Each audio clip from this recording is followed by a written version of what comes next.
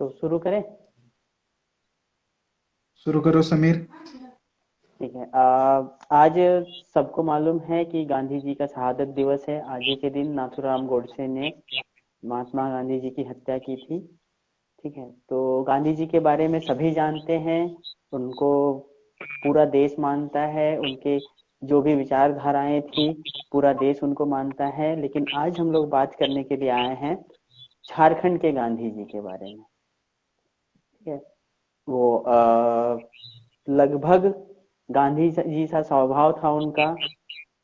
वैसे ही समाजवादी नेता थे, क्रांतिकारी थे।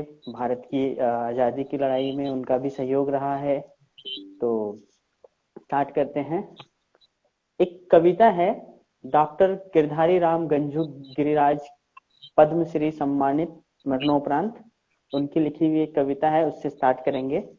लगभग 5 फुट चिकना माथा ललाट, लगभग 5 फुट चिकना माथा ललाट, तराई पर श्वेत कुंतल, लंबे लंबे कान कुंतल तल, छोटे छोटे पैन नयन, चौड़ी छोटी चौड़ी नासिका घ्राण, स्मित रेखा से खींचे ओंठ पतले, दुबले पतले कद काठी रंग सांवले, तन बदन स्पाती युवा सी गजब की स्फूर्ति, तन बदन स्पाती युवा सी गजब की स्फूर्ति, चाल में तेजी करते थे अपनी मर्जी, खद्दर धोती कुर्ता श्वेतांबर, कत्थई बंडी लगते राजनीतिक फकीर। इसको दोहराना चाहेंगे।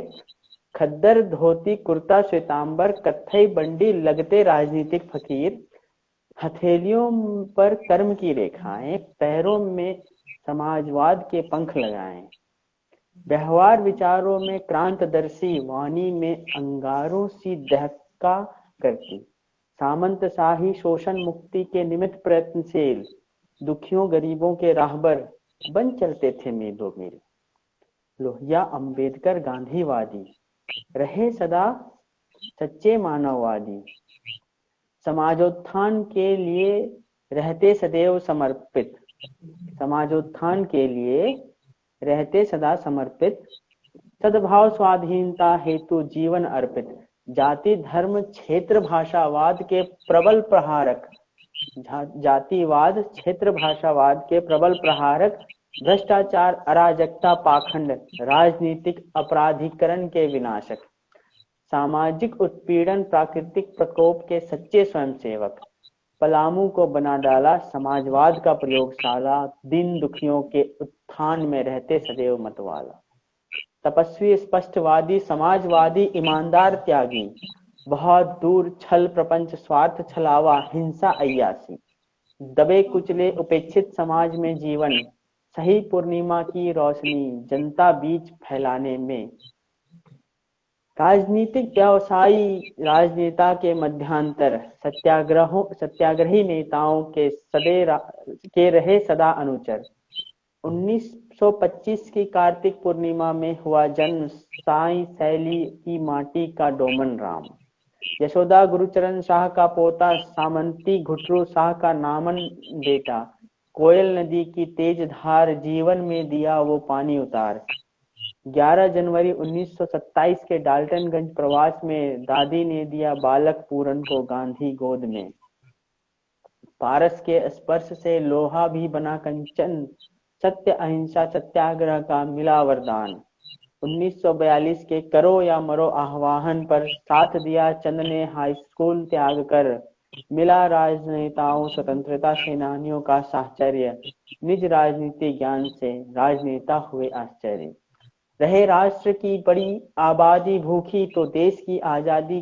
कैसे ना हो झूठी, सत्ता लोलुपों ने भारत माता को दिया बांट, राजनीति के दलालों ने प्रजातंत्र को वंशतंत्र में दिया बांट, अनिवार्य निशुल्क समान शिक्षा चिकित्सा सुरक्षा दिया नारा कब तक भारत करे प्रतीक्षा, पूछा जन वन खान से पलामू माला माल, फिर मेहनती ईमानदार पलामू वासी क्यों है कंगाल, 4 बार के सजग विधायक 4 बार के सजग विधायक खान मंत्री बने जनता पार्टी में अचानक, बिखरा था मुख्यालय खदान कारखाना, उड़न मंत्री खान बहादुर ने चाहा उन्हें समेटना। विधानसभा का कक्ष आज भी गवाह है, शेरे पलामू गर्जन को कोई भूला नहीं है।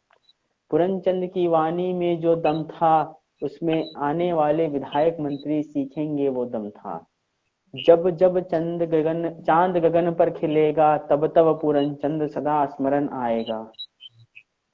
तो ये कविता, ऐसे तो जनरली राजनेताओं से मेरा कोई बहुत ज्यादा सरोकार नहीं रहता है, लेकिन क्योंकि कवि आदमी हैं तो एक चीज जो है, डॉक्टर गिरधारी राम गंझू गिरिराज ने, जो कि जिन्हें मरणोपरांत पद्म श्री से सम्मानित किया गया इस वर्ष, तो कहीं ना कहीं एक बात मेरे मन में घर कर गया कि कोई कवि किसी व्यक्ति के विषय में, किसी व्यक्ति विशेष के बारे में अगर लिखता है तो जरूर उनमें कुछ बात होगी। तो यही जिज्ञासा और यही प्रेरणा लेकर के मुझे अभिजीत कुमार जी, जो उनके पौत्र हैं, उनसे मिलने के लिए विवश किया। उनसे आज मैंने बात की कि क्या थी उनमें खूबियां, तो आज हम जानने के लिए यहाँ पे आए हैं। और 1925 में जन्मे पूरनचंद जी जो हैं 1942 यानी कि 17 साल की छोटी उम्र में जेल गए सत्याग्रह आंदोलन में। फिर उसके एक साल बाद उनकी शादी कर दी गई। विवाह के उपरांत जब उनके ससुर जी ने महात्मा गांधी के विषय में कुछ कहा, तब जो है उन्होंने अपनी पत्नी से ना मिलने का प्रण ले लिया था और विवाह के 11वें दिन पुनः उनको जेल जाना पड़ा। तो ऐसे सत्याग्रही व्यक्तित्व के बारे में चलिए आइए जानते हैं उनके पौत्र अभिजीत कुमार जी से। बहुत बहुत धन्यवाद समीर। मैं बहुत आभारी हूँ कि आपने इस बोलने का मौका दिया मुझे। जितना और आप सभी जुड़े हुए मेंबर को मैं सादर प्रणाम और जोहार करता हूँ। मैं अभिजीत कुमार, पौत्र पूरनचंद, आप सभी को मैं अपने ग्रैंडफादर के बारे में कुछ बताना चाहता हूँ और उनकी जीवनी में थोड़ा सा विस्तार करना चाहता हूँ। वो 1925 में जन्मे, पूर्णिमा के दिन उनका जन्म हुआ। डाल्टनगंज में उनका जन्म स्थान हुआ। उन्होंने 17 साल की उम्र में ही पहले जेल चले गए। पूरनचंद हमेशा ही क्रांतिकारी रहे। 14 साल की उम्र में ही पढ़ाई लिखाई से नाता तोड़ दिए और गांधीवादी विचारधारा में जुड़ गए। 14 साल की उम्र में जब बच्चे पढ़ने लिखने की उम्र रहते हैं, तब उन्होंने देश को आजाद और देश की आजादी के ऊपर ध्यान देना स्टार्ट कर दिया। और 16 साल की उम्र में अंग्रेजों के शासन में उन्हें जेल जाना पड़ा। इतना ही नहीं, वो जब 16 साल की उम्र में पहली बार, जब 17 साल की उम्र में जब पहली बार जेल गए, उस समय उन्हें डाल्टनगंज में जेल में रखा गया और 1 साल के बाद ही उन्हें फिर छोड़ दिया गया वहां डाल्टनगंज जेल से। फिर उनकी किसी भी माता पिता का ये उद्देश्य होता है कि उनका इकलौता बेटा जेल से आए और शादी वादी बंधन करे और अपना जीवन व्यापन करे और एक विवाहित जीवन जिए। लेकिन उन्होंने विवाह को नहीं चुनते हुए अपना पूरा जीवन सत्याग्रह और देश की आजादी में लगा दिया। 1943 में उनके माता पिता की जोर जबरदस्ती से राजमती देवी से विवाह हुआ। उनका निवास स्थान महुआडांड था। परंतु 1 साल के 11 दिन, शादी के 11वें दिन ही उन्हें जेल जाना पड़ा और जेल से ही उन्होंने पत्र लिखकर अपनी धर्म पत्नी को कह दिया कि आप दूसरी शादी कर लो। मैं जब तक मेरा देश आजाद नहीं होगा, तब तक मैं आपसे कोई भी ये नहीं करूंगा, ना मिलना होगा ना कुछ करना होगा। उन्होंने जेल से ही पत्र लिख दिया। तो ऐसे पूरनचंद एक नेता थे जो जेल से अपनी पत्नी को पत्र लिख के बताते हैं कि आप दूसरी विवाह कर लो, आप मेरे से कोई उपेक्षा मत करो कि मैं आपके साथ रहूंगा। 1943 में उन्हें फिर से जेल जाना पड़ा और वो फिर डाल्टनगंज जेल में 1 साल के लिए फिर से जेल गए और वो लगातार ही स्वतंत्रता भारत की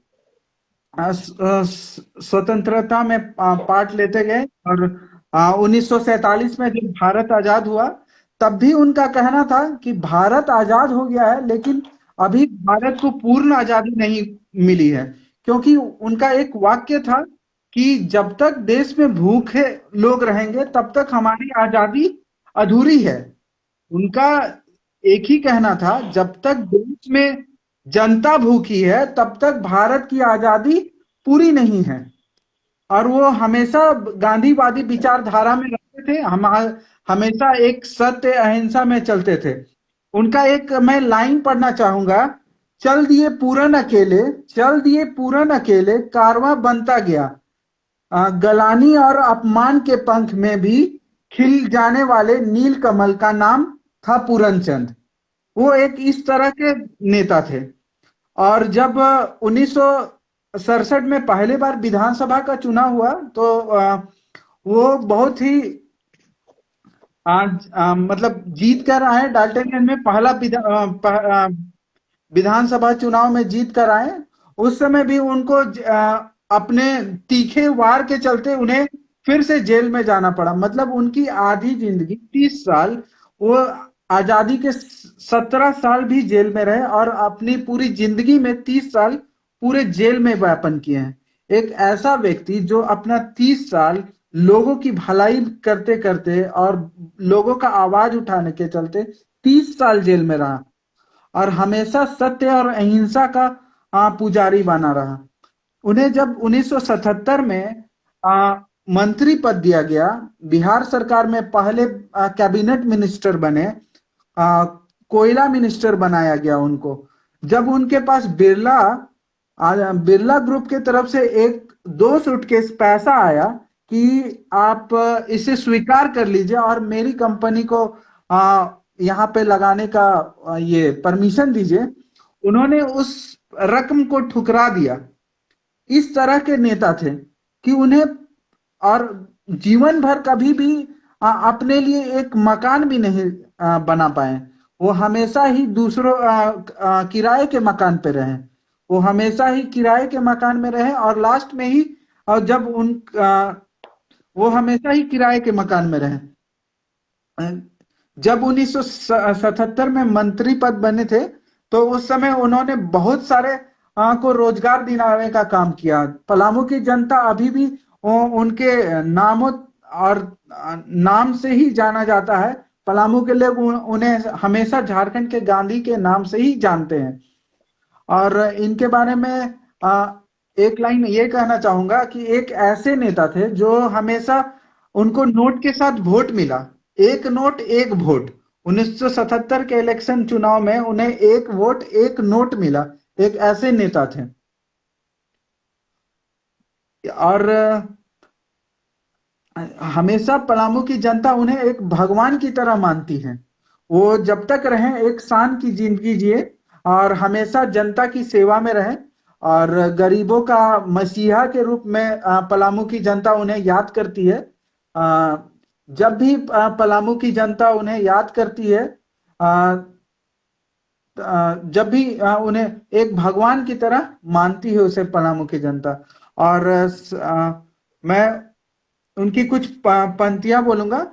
उन्हें बोलना था कि मेरी सबसे बड़ी ताकत है मेरी जनता, मेरी सबसे बड़ी ताकत है मेरी जनता, जनता जनता सबसे बड़ी ताकत है। और पूरन पैदल जनता पैदल, उनका नारा था कि जनता अगर पैदल चल रहा है तो मैं मंत्री भी हूं, मैं विधायक हूं, तो उससे मुझे कुछ वो शानो शौकत नहीं था। मैं राजा महाराजा नहीं हूं, मैं एक गरीब और फकीर मंत्री हूं जो अगर जनता पैदल चल रही है तो मैं भी वहां पे पैदल ही चलूंगा। तो वो हमेशा नारा देते थे, पूरन जनता पैदल पूरन पैदल। तो इस तरह के गांधीवादी विचारधारा के एक नेता थे पूरनचंद। वो हमेशा ही गरीबों के लिए एक मसीहा के रूप में काम किए। मैं डाल्टनगंज की कुछ वाकया बताऊंगा।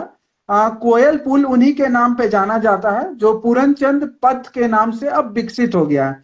पलामू की जनता में पलामू के पास इतना ही धन दौलत था, इतना खनिज पदार्थ था, तो उनका बोलना था कि यहाँ के लोग क्यों बाहर जाके काम करें, यहाँ सरकार सुविधा प्रदान करे, यहाँ लोग अपने से आकर यहाँ की ही खनिज पदार्थ से जीवन यापन कर सकते हैं। तो वो हमेशा इस उद्देश्य से ही काम किए कि समाज में एक समानता आ सके। आजादी के